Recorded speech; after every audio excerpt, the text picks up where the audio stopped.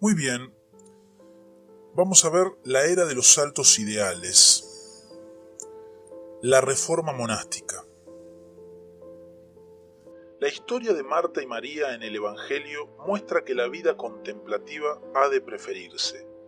María escogió la mejor parte, pero la parte de Marta, si es la que nos ha tocado, ha de llevarse con paciencia. Esto lo dijo Bernardo de Claraval. A través de toda la era de las tinieblas que vimos anteriormente en nuestros estudios, siempre había quedado encendida la chispa de los ideales evangélicos.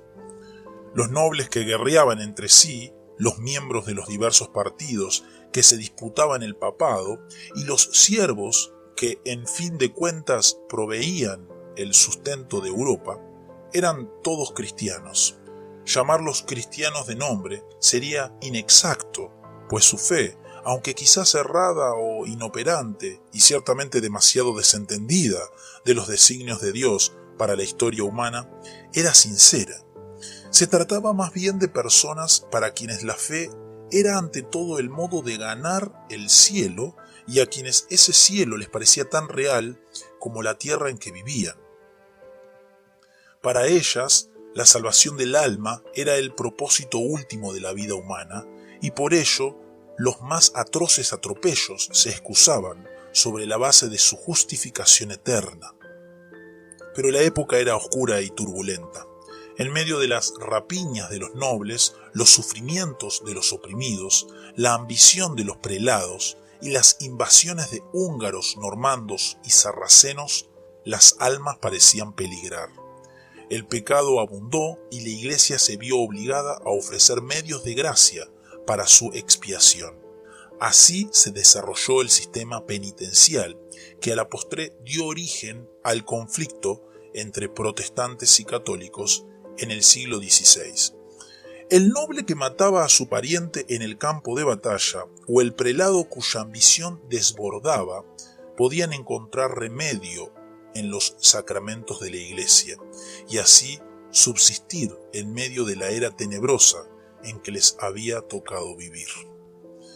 Otro camino le quedaba al cristianismo de aquella época, puesto que la vida del común de las gentes estaba llena de desasosiego, violencias y tentaciones de toda clase. ¿Por qué no apartarse de ella y seguir la senda del monaquismo? Durante toda la era de las tinieblas, la vida monástica ejerció una fascinación constante sobre los espíritus más religiosos. Sin embargo, aún esa senda estrecha se había vuelto casi intransitable. Muchos monasterios fueron saqueados y destruidos por los invasores normandos y húngaros.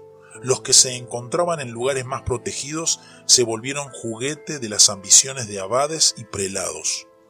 Los nobles u obispos, que eran sus supuestos protectores, los utilizaban para sus propios fines. Al igual que el papado y los obispados, las abadías fueron objeto de codicia y hubo quienes llegaron a ellas mediante la simonía o aún el homicidio, y luego las utilizaron para llevar una vida muelle, muy distinta del ideal benedictino. Los monjes de vocación sincera se veían violentados por las circunstancias de la época. La regla de San Benito apenas se cumplía, y cuando algún monje devoto fundaba un nuevo monasterio, a la postre este también se volvía presa de los ricos y poderosos. En medio de todo esto, el duque Guillermo III de Aquitania fundó un pequeño monasterio en el año 909. En sí, esto no era nuevo, pues a través de la era de las tinieblas, los señores feudales habían fundado casas monásticas, pero varias decisiones sabias y circunstancias providenciales hicieron de aquel pequeño monasterio el centro de una gran reforma. Para dirigir su fundación, Guillermo trajo a sus tierras a Vernon, quien se había distinguido por su firmeza al aplicar la regla y por sus propios esfuerzos en pro de la reforma de otros monasterios. Vernon le pidió a Guillermo que le concediera para su fundación un lugar llamado Cluny, que era el sitio favorito de casa del duque. Este accedió a esa petición y le concedió al nuevo monasterio las tierras aledañas necesarias para su sustento. El carácter de esa cesión fue de suma importancia, pues Guillermo, en lugar de retener el título y los derechos de patrono del monasterio, les donó las tierras a santos Pedro y Pablo y colocó la nueva comunidad bajo la protección directa de la Santa Sede, puesto que a la sazón el Papa pasaba por una de sus peores épocas. Esa supuesta protección no tenía otro propósito que prohibir la injerencia de los señores feudales u obispos cercanos. Además, para evitar que el papado, corrupto como estaba, utilizara a Cluny para sus propios fines partidistas, Guillermo prohibió explícitamente que el Papa invadiera o de cualquier otro modo tomara posesión de lo que pertenecía a los dos santos apóstoles. Vernon gobernó a Cluny hasta el 926. De su época se conservan pocos datos, pues Cluny no fue sino un monasterio más de los muchos que Vernon reformó. A su muerte le sucedió toda una serie de abades de gran habilidad y altos ideales, quienes hicieron de Cluny el centro de una gran reforma monástica. Odón, 926 al 944, Aymardo, del 944 al 965, Macheul, del 965 al 994, Adilón, del 994 al 1049, y Hugo, del 1049 al 1109. 6 abades extraordinariamente capaces y longevos rigieron los destinos de Cluny por 200 años. Bajo su dirección, los ideales de la reforma monástica cobraron vuelos cada vez más altos. Aunque el séptimo abad, Poncio, que fue del 1109 al 1122, no fue digno de sus antecesores, su sucesor, Pedro el Venerable, de 1122 a 1157, le devolvió a Cluny algo del lustre que había perdido. Al principio, el propósito de los cluniacenses no era sino tener un lugar donde practicar a cabalidad la regla de San Benito. Pronto ese ideal amplió sus horizontes y los abades de Cluny siguieron el ejemplo de Vernon, se presentaron a reformar otros monasterios. Así surgió toda una red de segundos Clunys que dependían directamente del abad del monasterio principal. No se trata de una orden en el sentido estricto, sino de monasterios supuestamente independientes, pero todos bajo la supervisión del abad de Cluny, quien por lo general nombraba al prior de cada monasterio. Además, la reforma cluniacense se extendió a varios conventos de monjas, el primero de los cuales, Marsigny, fue fundado a mediados del siglo XI, cuando Hugo era abad de Cluny. La principal ocupación de todos estos monjes, según lo estipulaba la regla, era el oficio divino. A él los cluniacenses dedicaron toda su atención, hasta tal punto que en el apogeo de su observancia se cantaban 138 salmos al día.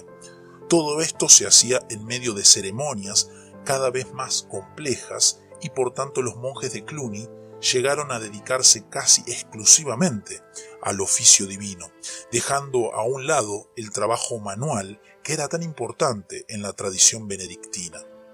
Todo esto se justificaba alegando que la función de los monjes era orar y alabar a Dios, y que para hacerlo con toda pureza no debían enlodarse en los trabajos del campo. En su apogeo, el celo reformador de Cluny no tenía límites. Tras regular la vida de centenares de casas monásticas, los cluniacenses comenzaron a soñar con reformar la iglesia.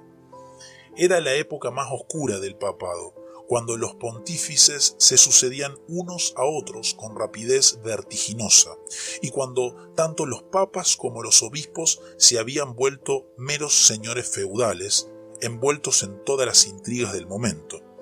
En tales circunstancias, el ideal monástico, tal como se practicaba en Cluny, ofrecía un rayo de esperanza. Al sueño de una reforma general según el modelo monástico se sumaron muchos que, sin ser todos cluniacenses, participaban de los mismos ideales. En contraste con la corrupción que existía en casi toda la Iglesia en el siglo X y principios del siglo XI, el movimiento cluniacense y otros que siguieron el mismo patrón parecían ser un milagro, un nuevo amanecer en medio de las tinieblas. Por tanto, la reforma eclesiástica de la segunda mitad del siglo XI fue concebida en términos monásticos, aún por quienes no eran monjes. Cuando Bruno de Tula se dirigía como peregrino a Roma, donde habría de tomar la tiara y el título de León IX, tanto él como sus acompañantes iban imbuidos del ideal de reformar la Iglesia según el patrón monástico establecido por Cluny. De igual modo que ese monasterio había podido llevar a cabo su obra por razón de su independencia de todo poder civil o eclesiástico, el sueño de aquellos reformadores era una iglesia en la que los obispos estuvieran libres de toda deuda al poder civil. La simonía, es decir, la compra y venta de cargos eclesiásticos, era por tanto uno de los principales males que había que erradicar. El nombramiento e investidura de los obispos y abades por los reyes y emperadores, con todo y no ser estrictamente simonía, se acercaba a ella y debía prohibirse, sobre todo en aquellos países cuyos soberanos no tenían conciencia reformadora. El otro gran enemigo de la reforma eclesiástica concebida en términos monásticos era el matrimonio de los clérigos. Durante siglos el celibato había tratado de imponerse, pero nunca se había hecho regla universal. Ahora, inspirados por el ejemplo monástico, los reformadores hicieron del celibato uno de los elementos principales de su programa. A la postre, lo que se había requerido solo de los monjes se exigiría también de todos los clérigos. La obediencia, otro de los pilares del monaquismo, lo sería también de la reforma del siglo XI. De igual modo que los monjes debían obediencia a sus superiores, toda la Iglesia, de hecho toda la cristiandad, debía estar supeditada al Papa, quien encabezaría una gran renovación, como lo habían hecho dentro del ámbito monástico los abades de Cluny. Por último, con respecto a la pobreza, tanto el monaquismo benedictino como la reforma que se inspiró en él sostenían una posición ambivalente. El buen monje no debía poseer cosa alguna y su vida debía ser en extremo sencilla. El monasterio, en cambio, sí podía tener tierras y posesiones sin límite. Estas aumentaban constantemente gracias a los donativos y herencias que la casa recibía. A la larga se le hacía difícil al monje, con todo y ser personalmente pobre, llevar la vida sencilla que la regla dictaba. Ya hemos dicho que los cluniacenses llegaron a negarse a cultivar la tierra, so pretexto de su dedicación exclusiva al culto divino, pero en realidad sobre la base de las muchas riquezas que su comunidad tenía. De igual modo, los reformadores se quejaban de la vida de lujo que los obispos llevaban, pero al mismo tiempo insistían en el derecho de la Iglesia a tener amplias posesiones, supuestamente no para el uso de los prelados, sino para la gloria de Dios y el bienestar de los pobres. Pero a la postre, tales posesiones dificultaban la labor reformadora, pues invitaban a la simonía y el poder que los prelados tenían como señores feudales les envolvían constantemente en las intrigas políticas de la época. Una de las principales causas de la decadencia del movimiento cluniacense fue la riqueza que pronto acumuló. Inspirados por la santidad de aquellos monjes, muchos nobles les hicieron donativos. Pronto, la abadía de Cluny se volvió uno de los más suntuosos templos de Europa. Otras casas siguieron el mismo camino. Con el correr de los años se perdió la sencillez de vida que era el ideal monástico, y otros movimientos más pobres y más recientes tomaron su lugar. Igualmente, una de las principales causas de los fracasos que sufrió la Reforma del siglo XI fue la riqueza de la Iglesia, que le hacía difícil desentenderse de las intrigas entre los poderosos y tomar el partido de los oprimidos. El movimiento de Cluny estaba todavía en su apogeo cuando, debido en parte a su inspiración, otros se lanzaron a empresas semejantes. En diversos lugares se renovó la vida eremítica o por otros medios se intentó acentuar el rigor de la regla. Así, por ejemplo, Pedro Damiano no se contentaba con el principio de suficiencia enunciado por San Benito para evitar la vida muelle e insistía en la penuria extremada. A este espíritu rigorista se sumaba cierto descontento con el monaquismo cluniacense, que se había vuelto rico y había elaborado sus rituales hasta tal punto que el trabajo manual se descuidaba. Estos sentimientos dieron lugar a varios nuevos movimientos monásticos, de los cuales el más importante fue el de los cistercienses. La reforma eclesiástica, de la que trataremos próximamente, estaba en su auge cuando Roberto de Molesme decidió abandonar el monasterio de ese nombre y fundar uno nuevo en Citeaux, de cuyo nombre latino, Cistertium, se deriva el término cisterciense.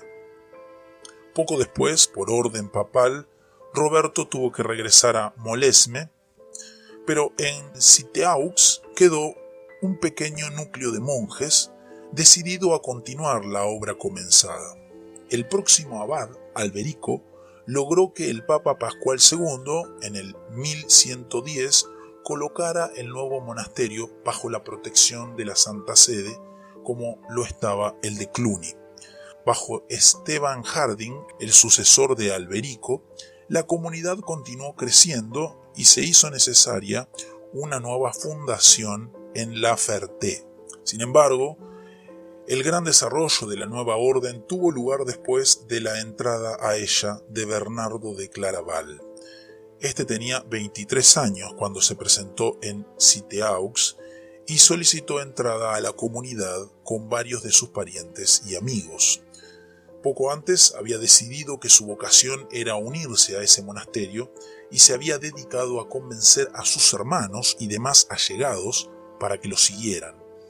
El hecho de que se pudo presentar en Citeaux con un nutrido grupo de reclutas era una de las primeras muestras de sus poderes de persuasión.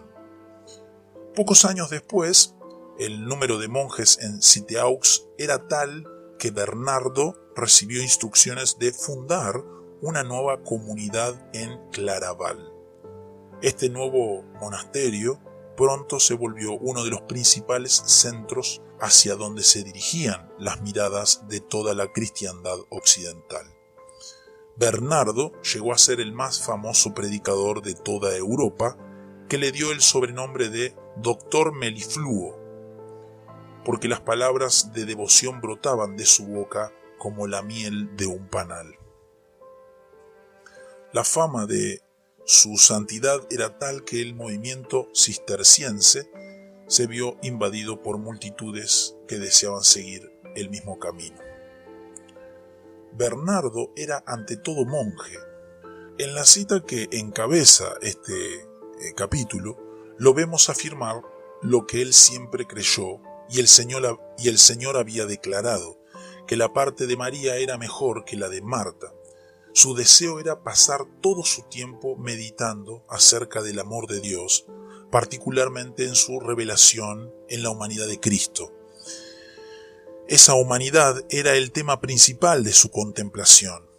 Esto llegó a tal punto que se cuenta de él que en ciertas ocasiones, cuando uno de sus acompañantes comentó en su presencia acerca de un lago junto al cual habían andado todo un día, Bernardo preguntó: ¿qué lago?